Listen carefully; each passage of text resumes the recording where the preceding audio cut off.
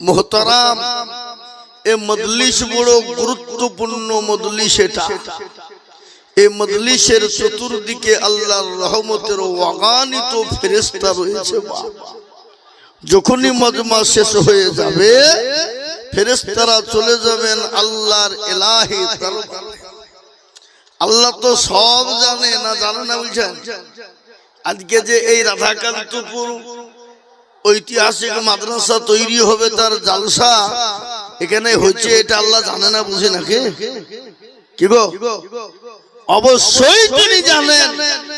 জানার পরেও বলবে কোথা ছেলে লাল্লাহ, ওই দেখলাম নদিয়া জেলা কালীগঞ্জ থানার দেবক গ্রামের কাছে রাধাকান্তপুর গ্রামে তোমার দিনী প্রতিষ্ঠানে দিনী মজলিসে তোমার বান্দা বান্দিরে বসা। বলে কেন? আল্লাহ জাহান্নামের ভয়ে আর জান্নাতের আশা। আমরা মুসলমানরা পৃথিবীর কাউকে ভয় করি না, একমাত্র ভয় করি কাকে? জোরে বলুন দেখেন, আল্লাহ। সুতরাং আমাদেরকে কোন রকম জুজু দেখিয়ে ভয় দেখিয়ে দাবানো যাবে না। যাবে? জোরে বলুন, যাবে? আমরা তো সেই মুসলমান। কোন মুসলমান গো? যারা সন্তানকে এতিম এবং বিবিকে বিয়ে করতে জানে। জানে কি না? যে মুসলমান আমরা, ওই মুসলমান। কবি বলেননি, তেলের গাড়ি তেলে চলে, হাওয়ার গাড়ি হাওয়াই চলে, বিনা তেলে চালাই গাড়ি নবী সুলাইমান। আমরা তো সেই মুসলমান, আমরা তো সেই মুসলমান। আজকে বলবো বাবা, দেশের পরিস্থিতি পরিকাঠামো বড় খারাপ।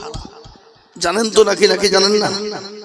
কতটা খারাপ যা বিগত মুসলমানরা ভারতবর্ষ স্বাধীন হওয়ার পরে এতটা দুর্দিন, এতটা খারাপ ভারতবর্ষ ছিল না। যেদিন থেকে কিছু পেঁচা মসনদ সংসদ পেয়ে গেছে বাবা, সেদিন থেকে বাবজি মুসলমানদের উপরে একাধ রকম একাধবার একাধটা আইন চাপিয়ে দিছে বাবা। কিন্তু যেটাই করতে যেতে সেটাতেই ফেলোয়ার। কি বলছেন আপনারা বলুন? ফেলোয়ার কিনা? একটা তো মুসলমানদের আটকাতে পারেনি। মরতে দম তক কিয়ামত পর্যন্ত পারবে না। বলুন ইনশাআল্লাহ, জোরে বলুন ইনশাআল্লাহ। কখনো সিএ, কখনো এনআরসি, কখনো এমপিআর, কখনো বাবজি অকাব লিয়ে, কখনো এই লিয়ে ওই লিয়ে বিভিন্ন কায়দা কৌশল করে যাদেরকে পিছু ফেলতে চাইছে। আবার আরেকটা আইন বের করেছে, সেটা হলো আপনাদের দেশে হচ্ছে কিনা জানি না বাবা, সেটা হলো ওরা মনে মনে করলো যে পশ্চিম বাংলায় মনে হয় অনুপ্রবেশকারী বহু ঢুকে গেছে, সব মুসলমান। কিন্তু বাবজি এসআইআর করতে গিয়ে দেখছে, আরে এ তো বাবজি কেচে খুলতে গিয়ে কেউটে বেরিয়ে গেল। আল্লাহর রহমতে মুসলমানদের 99% মুসলমানদের কাগজ ঠিক আছে না নাই? জোরে বলুন, আছে না নাই? কিঞ্চিত হয়তো কারো একটু ভুল ভ্রান্তি হতে পারে। ভুল কিরকম? তখন আপনার আমার মেয়ে জন্ম নিলে আমরা নাম রাখি আমিনা খাতুন, তাই তো নাকি? বিয়ে দিলে বলি আমিনা বিবি, স্বামী মারা গেলে বলি আমিনা বাবা। এই কাগজে একটু গোলমাল হতে পারে, নচেত আল্লাহর রহমতে আমাদের ডকুমেন্টসের কোনো অভাব নাই। কি লিবে তারা, কি চাই তারা? তারা যদি মনে করে আমরা কাগজ দিয়ে লিব না, তোদের পূর্বপুরুষ দিয়ে দেখা 10 পিঢ়ি 15 পিঢ়ি 20 পিঢ়ি পর্যন্ত 50 পিঢ়ি পর্যন্ত আমরা ডকুমেন্ট দিতে পারবো কি পারবো না? জোরে বলুন, পারবো কিনা? আপনারা মনে হয় 50 পিড়ি কি করে দিবেন? আমাদের বাপ দাদা তার দাদা তার দাদা তারপর তার দাদা যারা মরে গেছে বাবা, তাদেরকে কবর থেকে আমরা মাংস না পেলে হাড়গালা পাবো কিনা? কথা বলে ওই হাড়গালাকে তুলে যদি মেশিনে ভরে দিয়ে রিসার্চ করে দিই, তাহলে বলে দিবে এরা কোথাকার প্রোডাক্ট, বলে দিবে না? দিবে না? কোথাকার তৈরি বলবে কি বলবে না? জোরে বলো।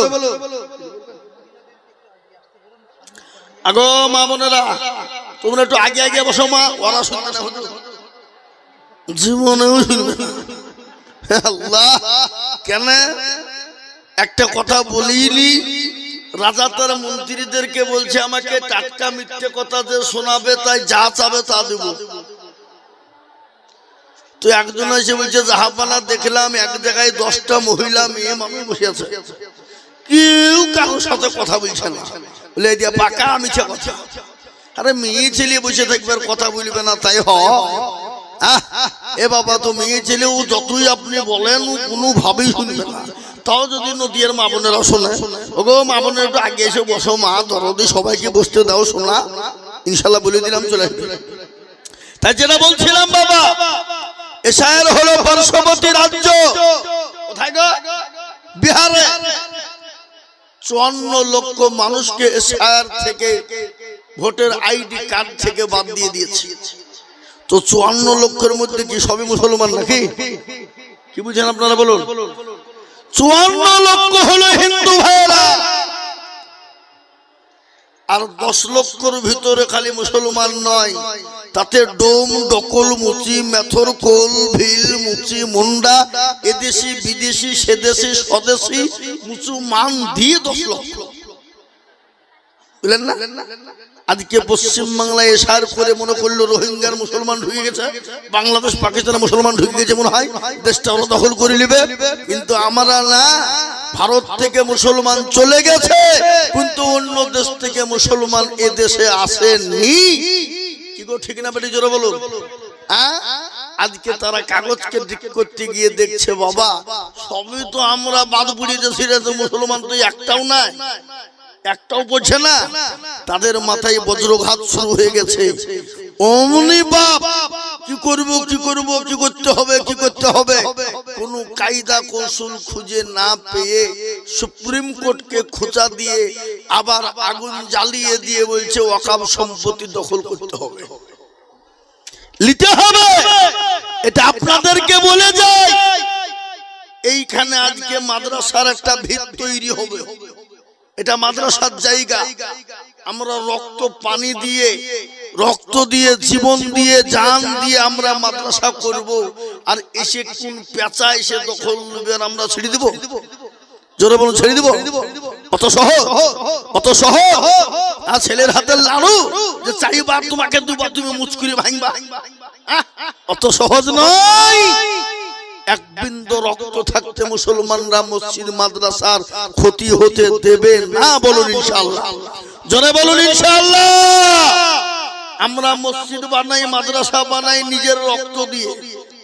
আমাদের দেশে মুর্শিদাবাদে আমাদের একজন নেতা হুমায়ুন কবির, কি গো, ও একটা বাবরি মসজিদ তৈরি করব বললো, আর একেবারে সব চুলকানি আর একজিমা, তারপরে অ্যালার্জি, তারপরে হাজা, তারপরে তারপরে তোমাকে চুলকাতে চুলকাতে মাথা পর্যন্ত চুলকে ফেলছে।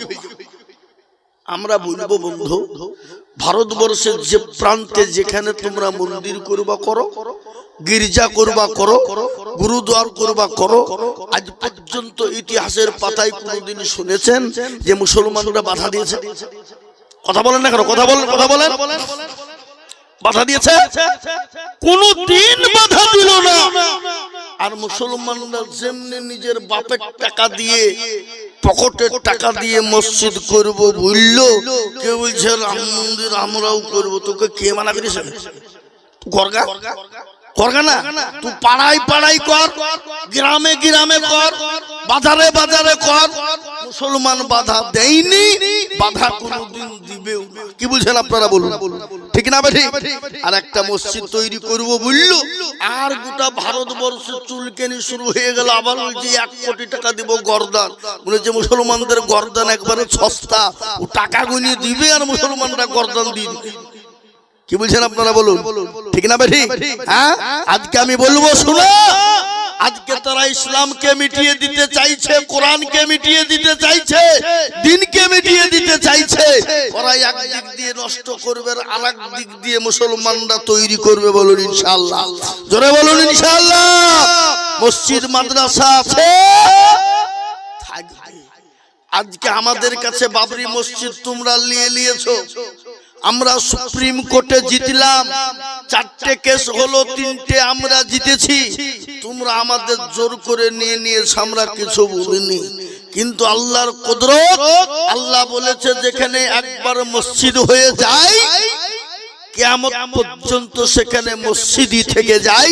সেখানে রাম মন্দির হোক, গির্জা হোক, গুরুদুয়ার হোক, যা মন চাই হোক না কেন, মসজিদ ছিল, আছে, থাকবে। কি বলছেন আপনারা বলুন, ঠিক না বেঠিক? আজকে তারা মিটিয়ে দিতে চাইছে বাপ, কিন্তু পারবে না। কেন শুনলেন? রাসূলুল্লাহর জামানায় আবু জেহেল, আবু লাহাব, উতবা, সাইবা, মুগিরা, তারা বলেছিল মুহাম্মদ তোমার সমস্ত গোষ্ঠী ষষ্ঠী করে দেব, তোমার নাম নিশানা মিটিয়ে দিব। বলেছিল কিনা? তোমার নাম নেওয়ার কেউ থাকবে না। রাসূলুল্লাহ আল্লাহকে বললেন, আল্লাহ তুমি যদি চাও দিন থুবা তাহলে তুমি হেফাজত করো, আর যদি বলেন না তাহলে কিছুই নাই। আল্লাহ বলেন, নবী আপনি টেনশন করবেন না, কোন রকম চিন্তা করবেন না। নবী গো, আপনি যারা আপনাকে মিটিয়ে দিতে চায়, ইসলামকে মিটিয়ে দিতে চায়, কোরআনকে মিটিয়ে দিতে চায়, আমি আল্লাহ তাদেরকে এমন করে মিটিয়ে দিব, কেউ পৃথিবীতে তাদের নাম লিবার লোক থাকবে না, কেউ তাদের নাম লিবে না। ওগো নবী আপনি কোন রকম চিন্তা করবেন না। আল্লাহ জানিয়ে দিলেন, সেই আবু জেহেল, আবু লাহাব, উতবার নাম কিন্তু এখন কেউ লাই না লাই। ধরে বলুন, ইসলাম সে জামানায় ছিল, এখনো আছে এবং কিয়ামত পর্যন্ত থাকবে। জোরে বলুন ইনশাআল্লাহ। আজ আমি বলবো বাপ, যে আবু জেহেল ইসলামকে মিটিয়ে দিতে চেয়েছিল, কিন্তু বলেন তো সেই আবু জেহেলের নাম গোটা পৃথিবীর জমিনে কোন জাতি ধর্ম, কোন ধর্মের মানুষ তার নাম নেয় না, কোন জাতি তার নাম কিন্তু রাখে না। রাখে? জনগণ রাখে? কেন রাখে না? সবাই জানে যে পৃথিবীর মধ্যে 1 নম্বর সিগারেট মার্কা হারামি যদি থাকে তা আবু জেহেল। নাকি বলছেন আপনারা বলুন? সেই আবু জেহেল এত চেষ্টা করে যখন পারেনি, এই যুগের বেঈমানরা মসজিদ মাদ্রাসা কেড়ে নিয়ে কোরআনকে পুড়িয়ে দিয়ে শেষ করে দেওয়ার হাজারো চেষ্টা করলেও কিয়ামত পর্যন্ত পারবে না। একটু হাতটা উঁচু করে দিয়ে আল্লাহকে দেখিয়ে বলুন ইনশাআল্লাহ। চলুন ইনশাআল্লাহ, নামিয়ে দিয়ে। এ মুসলমান, ইসলামের জন্য সাহাবারা বিবিকে বিবাহ করেছে, সন্তানকে দ্বিধাবোধ করেনি, বিবিকে বাসর ঘরে রেখে দিয়ে নিজের জীবনকে ইসলামের জন্য দিয়েছে। সেই জাত হলাম আমরা মরলে শহীদ, জিতলে গাজী, যেদিকেই যাব সেদিকেই আমাদের লাভ। কি বলছেন আপনারা বলুন, ঠিক না বেঠিক? আল্লাহর নবীর সাহাবা হযরতে হানজালা, তিনি নতুন বিবাহ করেছে বাপ, ফুলসজ্জার রাত, বাসর ঘর, মধুর মিলন। রাসূলুল্লাহ ডাক দিয়ে বললেন, কে আছো আজকে দিনকে বাঁচানে ওয়ালা? আজকে তোমাদের কাছে দিল থাকবে না, রাসূল থাকবে না, কোরআন থাকবে না, ইসলাম থাকবে না, তোমরা বলো। এই কথা যখন বলা সাহাবাদের কানে পৌঁছে গেল, হযরতে হানজালার কানেও পৌঁছে গেল। বাসর ঘর ছেড়ে দিয়ে উলঙ্গ তরবারি নিয়ে বাবা জিহাদের ময়দানে যেতে শুরু করে দেবে। বিবি পেছন থেকে টেনে ধরে বলেন, স্বামী গো, আমি আপনাকে বাধা দেব না,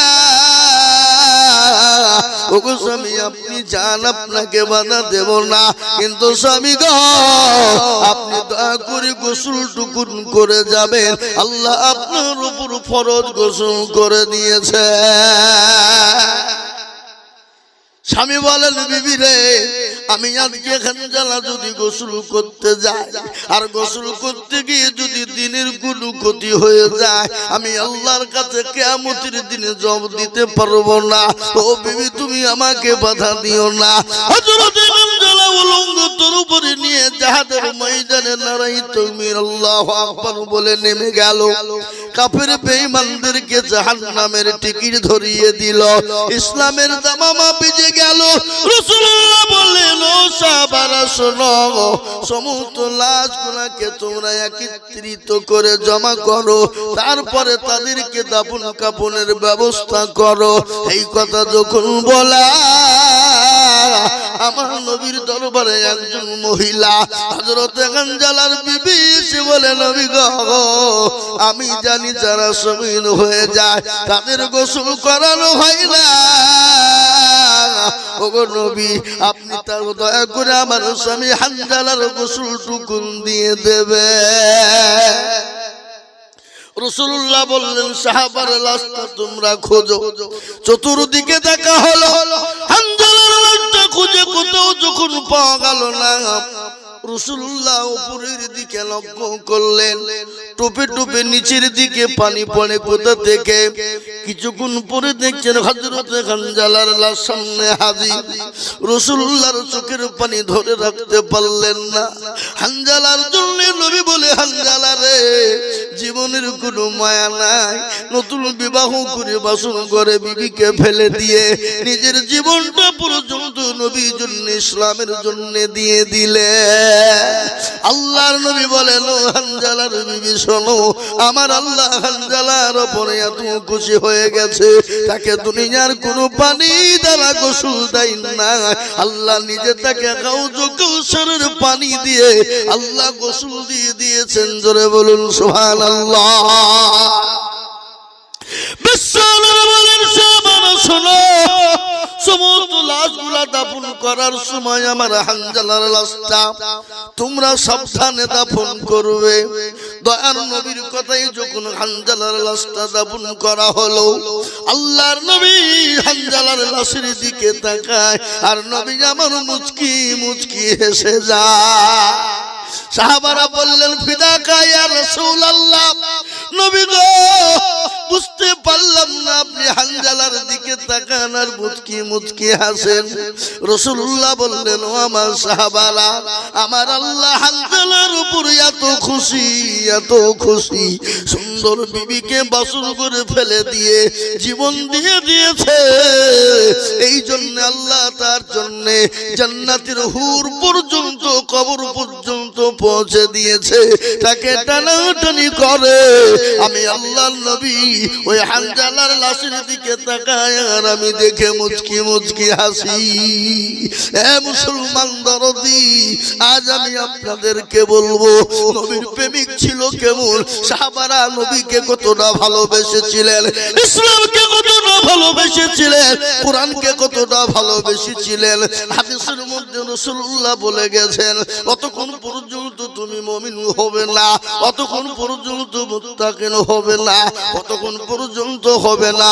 আল্লাহি ওয়াল্লাহি ওয়াল্লাহি লা ইউমিনু আহাদুকুম হাত্তা কুনা হাব্বা ইলাইহি মিন ওয়ালিদিহি ওয়া ওয়ালাদিহি ওয়ান নাসি আজমাইন। রাসূলুল্লাহ বলেন, অতক্ষণ পর্যন্ত তুমি মুমিন হতে পারবে না যতক্ষণ পর্যন্ত নিজের জীবনের থেকে, বিবি বাচ্চা ছেলে মেয়ের থেকে আল্লাহ তার রাসূলকে না ভালোবাসবে ততক্ষণ পর্যন্ত মুমিন হতে পারবে না। তাই আমি আজকে আপনাদেরকে বলবো, বাপরে আজ গোটা ভারতবর্ষ নয় রে বাবা, আজ গোটা পৃথিবীর জমিনে ইসলামকে মিটিয়ে দিতে চায়, কোরআনকে মিটিয়ে দিতে চায়, নবীর নামকে মিটিয়ে দিতে চায়, আর সেই নবীর উম্মত আমরা বেঁচে থাকতে এটা হতে দেব না। একবার হাতটা উঁচু করে বলুন না ইনশাআল্লাহ।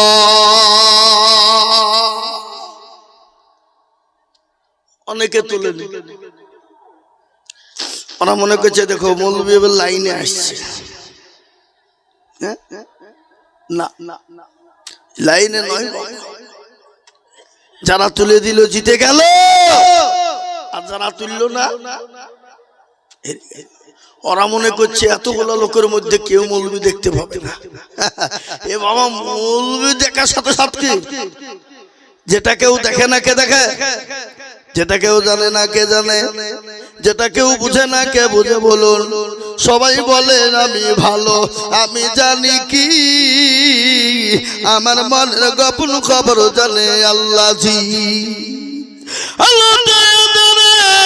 নির্জনেতে কথা কি করেছ তুমি সব জানে সে, তাকানি চোখে থেকে যাবে না পাখি আমি জানি কি। এ মুসলমান দরদি আমার ভাইরা, মানুষের সঙ্গে চালাকি করবে, দুনিয়ার জমিনে চালাকি করবে, আমার আল্লাহর সঙ্গে কোন রকম চালাকি চলবে না। আজ আমি একটা কথা আপনাদেরকে জানিয়ে দিয়ে যাই রে বাবা, আজকে ভারতের মাটিতে কোরআনকে যারা মিটিয়ে দিতে চাইছে, শুনেলেন ভালো করে, যেদিন ভারতের জমিনে কোরআন থাকবে না, যেদিন ভারতের জমিনে ইসলাম থাকবে না, যেদিন ভারতের জমিনে মুসলমান থাকবে না, সেদিন ভারতের জমিনে কোন জাতি বেঁচে থাকতে পারবে না। আজ মুসলমানকে তারা, এরা বিদেশি স্বদেশী, বিদেশ থেকে, কিন্তু বলেন তো মুসলমানরা বিদেশ থেকে এসেছে নাকি? কিন্তু যারা বিদেশ থেকে এলো তাদের নাম হলো স্বদেশী, আর যারা এদেশের তৈরি তারাই নাকি বিদেশি। বলুন তো আদবানির বাড়ি কোথায়? আদবানির বাড়ি হলো পাকিস্তান, ইন্ডিয়াতে এসে হয়ে গেল স্বদেশী। অটল বিহারীর বাড়ি হলো পাকিস্তান, ইন্ডিয়াতে এসে হয়ে গেল স্বদেশী। সোনিয়া গান্ধীর বাড়ি হলো ইটালি, ইন্ডিয়াতে এসে হয়ে গেল স্বদেশী। জ্যোতি বাবু বিমান বসু বুদ্ধ বাবুর বাড়ি হলো বাংলাদেশ, ভারতে এসে হয়ে গেল স্বদেশী। অধীর বাবু প্রণব বাবুর বাড়ি হলো বাংলাদেশ, ইন্ডিয়াতে এসে হয়ে গেল স্বদেশী। আর আমরা ইন্ডিয়ায় জন্ম নিয়ে আমরাই নাকি বিদেশি। সিঙ্গুলার ভিতরে আলু ঢুকলো কি করি বাবা? বুঝতে পেরেননি আপনারা? বলুন মুসলমান, এ দেশের থেকে মুসলমানের থেকে দেশ কেউ বেশি ভালোবাসতে পারে না। তার থেকে যদি বড় আপনার প্রমাণ যদি আরো তারা চাই, মুসলমানরা কোন দেশের, তার থেকে বড় প্রমাণ